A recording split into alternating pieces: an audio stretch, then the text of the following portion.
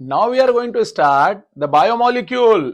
Bio बोले तो living being में मिलने वाले मॉलिक्यूल जो कि स्पेशली होते हैं कार्बन बेस्ड। तो ये लिविंग मॉलिक्यूल मिलते कहां पर हैं? सेल्स में। तो सेल्स में मिलने वाले जो कि स्ट्रक्चरल एंड फंक्शनल यूनिट है वहां पर जो मिलते हैं, तो वहां पर जो मिलते हैं दैट वन इज द कौन कौन होंगे भाई? कार्बन होगा, हाइड्रोजन होगा, नाइट्रोजन होगा और ऑक्सीजन होगा। और उसी पर बेस्ड है ये question. Got it? Now the question का लैंग्वेज पर ध्यान दीजिएगा। क्या लैंग्वेज है भाई? The closer examination reveals that the relative abundance of which element is higher in any living organism than the earth crust. Closer examination किया और ज्यादा मिल रहा है अमाउंट में, higher in any living organism than the earth crust. Living organism का comparison किया जा रहा है अर्थ क्रस्ट। अर्थ क्रस्ट समझ रहे हैं ना भाई? सेंटर वाला पार्ट कोर है, फिर आता है मेंटल और सबसे बाहर आता है क्रस्ट, और उसी की अपर मोस्ट लेयर को आप नाम दे सकते हो लिथोस्फियर। Got it? तो ये थोड़ा सा ध्यान रखना है, बेसिक आइडिया हर चीज का रहना चाहिए जिससे क्वेश्चन को किसी विदाउट एनी डाउट अपन सॉल्व कर सके। ओके, तो कैसे क्वेश्चन को सॉल्व किया जाना चाहिए ये मैंने आपको एक अगले पैकेज में समझाया हुआ है, जिसमें कि अपन मेंटरशिप प्रोग्राम रखते हैं, उसमें यह क्लियर होता है। ओके, अब यहां पर आते हैं वापस टुवर्ड्स द क्वेश्चन। अगर अपन देखेंगे कि भाई दोनों में, दोनों बोले तो अर्थ के क्रस्ट में और हमारे में यानी लिविंग ऑर्गेनिज्म में अमाउंट देखें तो ऑक्सीजन, या दिस वन इज,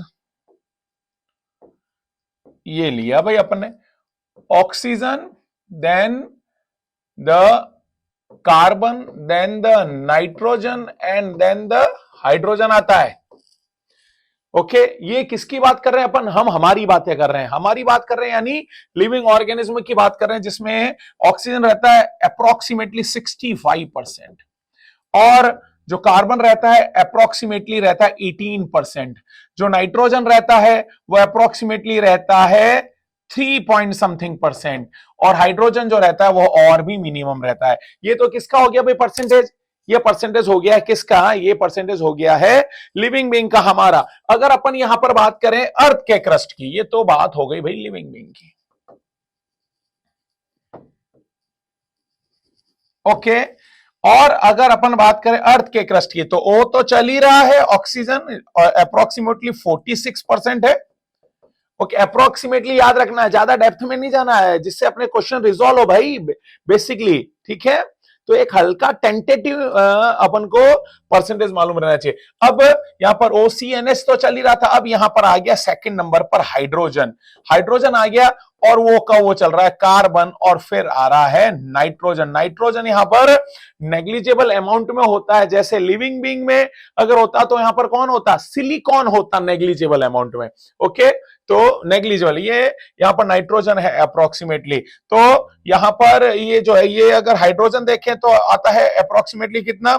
0.14%। और भाई ये जो आता है कार्बन जो आता है वो कितना आता है?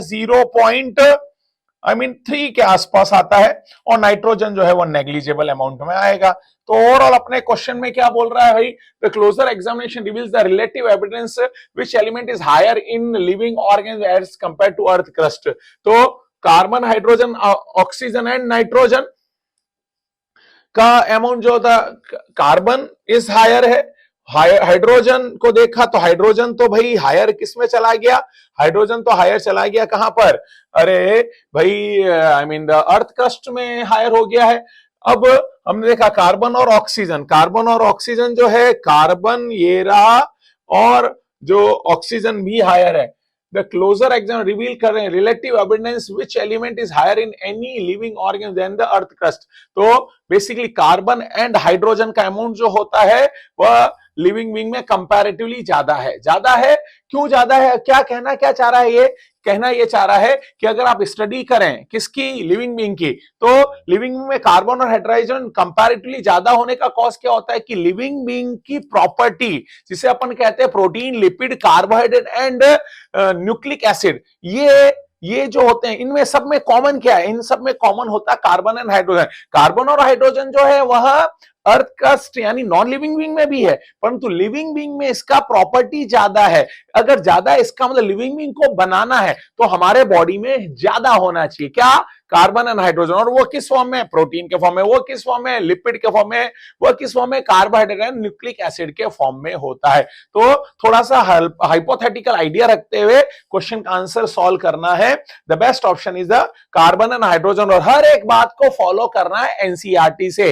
I think got it. Now move करते हैं question number second. Which element amount is negligible in the human body. Human body की बात कर रहे हैं भाई, लिविंग बीइंग हमारी, तो नेग्लिजिबल है कौन सा अमाउंट, ध्यान रखना है। सिलिकॉन जो है वह नेग्लिजिबल है, मिनिमम नहीं पूछा है, नेग्लिजिबल नहीं के बराबर है। अब यहां पर दे सिलिकॉन, सिलिकॉन नहीं के बराबर है। सोडियम जो है वह 0.2% है, सल्फर जो है वो 0.3% है, और मैग्नीशियम बोले तो 0.1% है, परसेंटेज में दिया हुआ है। तो यहां पर मैग्नीशियम आंसर नहीं रखना है मेरा बेटा, आंसर जाएगा silicon, that one is the the negligible amount. Clear है? तो ये थोड़ा सा अपन को ध्यान रखना है, the answer would be silicon. Question number 3, acid pool fraction.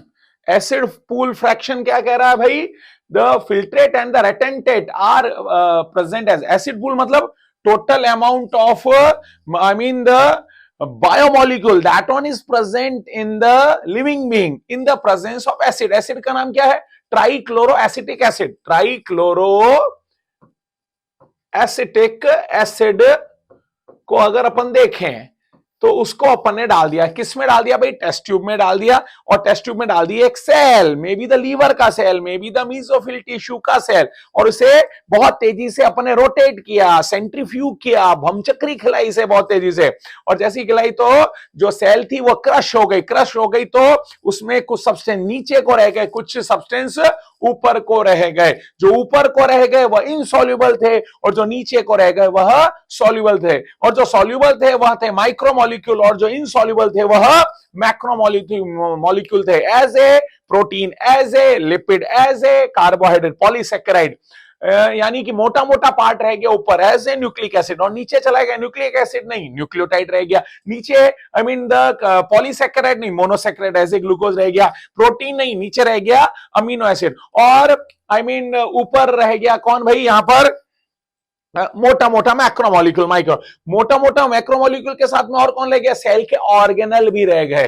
तो थोड़ा सा ध्यान रखना, सेल के ऑर्गेनल को भी क्या बोलोगे, इनसॉल्युबल बोलोगे, और लिपिड वाला जो पार्ट है वह भी कहां पर मिलेगा अपन को, इनसॉल्युबल वाले पार्ट में ही मिलेगा। Lipid is not strictly polymer होता है। ओके, तो थोड़ा सा ध्यान रखना है, इस लाइन का भी एक इंपॉर्टेंट कंसेप्ट होता है, जिसे हो सकता है अपन जो नेक्स्ट क्वेश्चन आए उसमें अपन डिस्कस भी कर ले। तो अब फ्रैक्शन वाला जो पार्ट है वो कौन सा है, जो नीचे चला गया, नीचे रह गया, जो सॉल्युबल था, और ऊपर रेटेंटेट के फॉर्म में रहे कौन, ऊपर की तरफ कौन रह गया, रेटेंटेट के फॉर्म में इनसॉल्युबल पार्ट रह गया। तो acid soluble fraction is a the filtrate है, और रेटेंटेट के फॉर्म में कौन है, एसिड इनसॉल्युबल फ्रैक्शन है।